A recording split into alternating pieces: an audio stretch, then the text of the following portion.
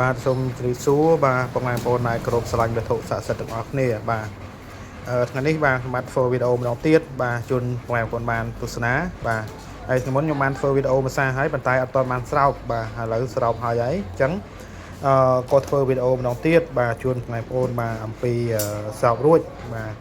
យើងមើលប្រភេទនឹងពួនបាទដល់ពេលស្រោបហើយអញ្ចឹងគឺស្អាតណាបងប្អូនណាបាទស្អាតមែនតើបាទនេះស្អាតបាទគឺយើងស្រោបស្ពាន់ថៃបាទស្ពាន់ថៃប្រភេទនេះពួនណាបាទនេះពួន30គ្រាប់ស្រោបជូនភ្ញៀវបាទដែលគាត់កំងបាទស្នែង3ខ្មៅគឺសាងចេញពីស្នែង3ខ្មៅបាត់ភ្លុះបាទសុទ្ធស៊ីន 100% បាទហើយសម្រាប់ស្នែង3ឃ្លៀចបាទគឺជាប្រភេទស្នែង3ឃ្លៀចបកស្ដៅធម្មតាទេបាទអត់តន់ភ្លុះទេបាទប្រភេទស្នែង3ឃ្លៀចបាទស្អាតណាបងប្អូនណាຂະຫນាតបាទខាងຂະຫນាតស្រីស្រីបាទបងប្រុសផងស្រីបាទបងប្រុសបងស្រីហ្នឹងបាទគឺល្មមបាទຂະຫນាត13លីបាទប្រវែង3ហ៊ុនបាទຂະຫນាតស្រីស្រីណាបាទប្រុសក៏អាចពាក់បានដែរយើងពាក់មួយគ្រាប់ឬក៏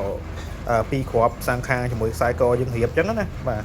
យើងអាចរៀបពាក់បានបាទហើយស្អាតបាទហើយសម្រាប់ខាងក្រោមនេះបាទគឺជាប្រភេទពៅដោះបាទដើមអំពិលទឹកបាទដែលខ្ញុំបានធ្វើវីដេអូថ្ងៃមុននោះបាទយកស្រោបរួចដែរបាទសម្រាប់ពាក់ខ្លួនឯងបាទមានចំនួន3អង្គបាទតែក៏បងប្រុសនៅខាងខេត្តព្រះវិហារនោះបាទគាត់សុំចែកទៅមួយអង្គបាទទៅខាងព្រំដែនបាទកំពុងតែការពារជាតិបាទការពារព្រំដែនយើងណាបាទហ្នឹងហើយអញ្ចឹងក៏ចែកជូនគាត់មួយអង្គទៅបាទនេះស្អាតណាបាទសេវលីឆបាទត្រង់បិណ្ឌបាតណាបាទហើយនេះគឺជាស្នែងកបីខ្មៅបាត់ភ្លុះបាទលោកតាព្រះនិស័យដូនកៅបាទយើងសាំងចេញពីស្នែងកបីខ្មៅបាត់ភ្លុះមកចុងស្នែងណាបាទខ្ញុំមកគូបាទស្នែងខ្ញុំហ្នឹងមកគូអញ្ចឹងខ្ញុំកាត់ចុងឆ្លាក់ទាំងអស់ម្ដងទៅបាទឆ្លាក់ទាំងអស់បាទហើយមើលប្រភេទអត់ទៅច្បាស់ដោយសាររៀងចាំងណាបាទចាំងផ្លាតបាទសារមកគូនេះបាទទុកសម្រាប់ខ្លួនឯងបាទហើយបើពុកម៉ែបងប្អូនណាគាត់ឆ្លាញ់បាទចង់ជាវបាទពេញចិត្តអាចជាវបានមួយអង្គបាទខ្ញុំជាវឥសីដុំកៅនេះមួយអង្គបាទខ្ញុំទុកឥសីចង្ក្រមមួយអង្គបាទពុកម៉ែបងប្អូនគាត់ឆ្លាញ់ដែរប៉ុន្តែគាត់ថាគាត់មិនហ៊ានបាទគាត់មិនហ៊ានបាទហើយរបស់យើងក៏ជាវគេមកថ្លៃដែរបាទ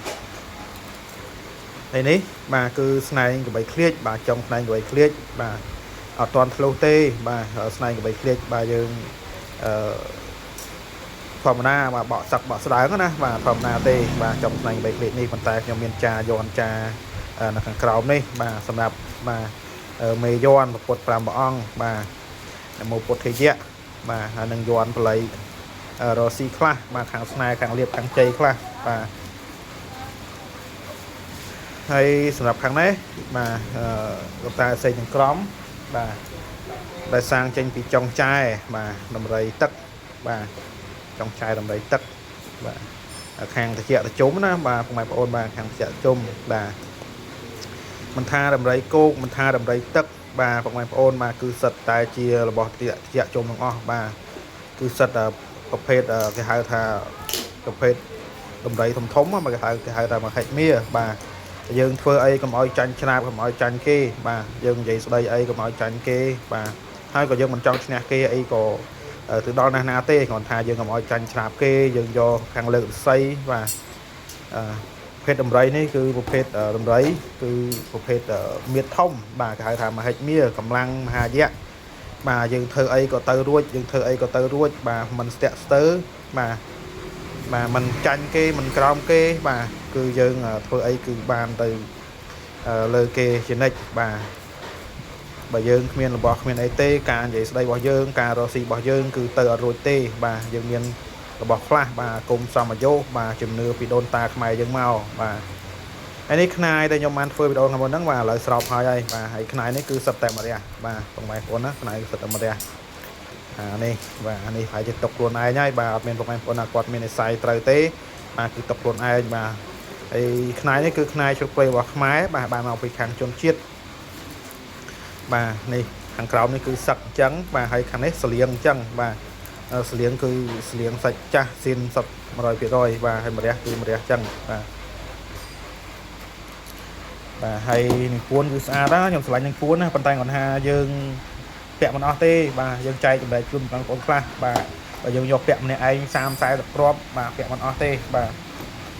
ឯនេះគឺជាប្រភេទគុជឃ្មុំបាទបងប្អូនណាគុជឃ្មុំខ្ញុំបានលាបទឹកឃ្មុំទេទឹកស្រោបហើយបាទមាន2គ្រាប់បាទមាន2គ្រាប់មួយគ្រាប់ទៀតអត់បានស្រោបបាទឯនេះទុកឲ្យបាទប្រពន្ធបាទហើយនេះគឺខ្ញុំតខ្លួនបាទហើយស្នែគុជឃ្មុំបាទគុជឃ្មុំបងប្អូនណាគុជឃ្មុំកូនច្រឡំថាគុជឃ្មុំនៅក្នុងសាច់ឃ្មុំអត់ទេបាទគុជឃ្មុំគឺនៅក្នុងដីបាទគឺឃ្មុំដែលនៅយូរឆ្នាំបាទសម្រក់ទឹកឃ្មុំមកកកនៅក្នុងដីបាទគឺកកនៅក្នុងដីបាទហ្នឹងហើយនេះគេហៅថាគុជឃ្មុំសុទ្ធស៊ីន 100% បាទការពារខាងស្បែកគង់បាទស្បែកស្វិតបាទជាគ្រោះភ័យទាំងឡាយបាទខាងស្នែរ៉ូស៊ីក៏ត្រូវដែរបាទហ្នឹងហើយហើយនេះហើយបានតែភ្ញៀវគាត់ទៅផ្ញើមកមិញបាទមកខាងពីខាងខេត្តព្រះវិហារបាទហើយស្នែងកបីខ្មៅអគាត់បាទសិនរបស់ពិសេសផងគាត់ដែរបងគាត់ផ្ញើមកឆ្លាក់បាទហើយនេះគឺឈើរបស់គាត់បាទគាត់ឆ្លាក់ចំនួន2អង្គប៉ុន្តែអត់ទាន់ដឹងឆ្លាក់រូបអីទេគាត់អត់ទាន់ប្រាប់បន្តបាទស្អាតណាបងប្អូនណាបាទនឹងពួនគឺជាពិសេសគឺនឹងពួនហ្មងបាទហើយស្នែងកបីនេះក៏ធ្វើចេញពីអញ្ជៀននេះធ្វើពីស្នែងកបីជាមួយធ្វើនឹងពួននេះបាទស្អាតណាហើយសាច់ខ្លាល្អបាទបងប្អូនមើលសាច់ខ្លាល្អណាស់បាទអញ្ចឹងសម្រាប់បងប្អូនដែលគាត់ចង់ឆ្លាក់បាទឬក៏ចង់ជាវបាទអាចទៅមកខ្ញុំបានបាទតាមលេខ Telegram នៅខាងក្រោមបាទហើយសម្រាប់បងប្អូនគាត់ចង់ស្រោបបាទគាត់ចង់ស្រោបឲ្យឃើញខ្ញុំស្រោបអញ្ចឹងណាបាទផ្ញើមកមួយអង្គបាទ2អង្គខ្ញុំអត់ទទួលទេបាទបងប្អូនណាបាទខ្ញុំអត់ទទួលទេដោយសារខ្ញុំមិនមែនអ្នកស្រោបទេខ្ញុំយកទៅឲ្យជាងស្រោបដែរអញ្ចឹងបើផ្ញើមកច្រើនបាទ10អង្គបាទឬក៏អាចលើហ្នឹងបាទខ្ញុំនឹងផ្ញើជូនទៅឲ្យជាងស្រោបបាទហើយតម្លៃថ្លៃស្នូអីបាទចាំនិយាយគ្នាតាមក្រោយបាទស្រោបទៅតាមរូបបាទតម្លៃទៅតាមរូបដែរមិនតម្លៃដូចគ្នាទាំងអស់ទេបាទហើយផ្ញើមកមួយអង្គអីគឺខ្ញុំអត់ទទួលទេបាទ2អង្គអីអត់ទទួលទេដោយសារយើងផ្ញើទៅនៅចេញសេវាបាទនៅចេញសេវាផ្ញើទៅមកបាទនៅចេញសេវាផ្ញើទៅឲ្យបងប្អូនវិញបាទអញ្ចឹងគឺយើងស្រោបអង្គ2អង្គនេះគឺអត់រួចខ្លួនទេបាទហើយស្រោបនេះក៏អត់បានទៅយកចំណេញអីដែរបាទហ្នឹងហើយយើងស្រោបជូនភ្ញៀវបាទឲ្យគាត់បានមកឆ្លាក់ឲ្យយើងហើយបាទយើងស្រោបជូនគាត់ទៀតប៉ុន្តែកុំឲ្យតែយើងខាតថ្លៃសេវាទៅមកច្រើនពេកបានហើយបាទហ្នឹងហើយអញ្ចឹងវីដេអូនេះមានតែប៉ុណ្្នឹងទេបាទហើយក៏សូមអរគុណច្រើនបាទជំរាបលាបាទបងប្អូនគ្នាបាទអរគុណច្រើន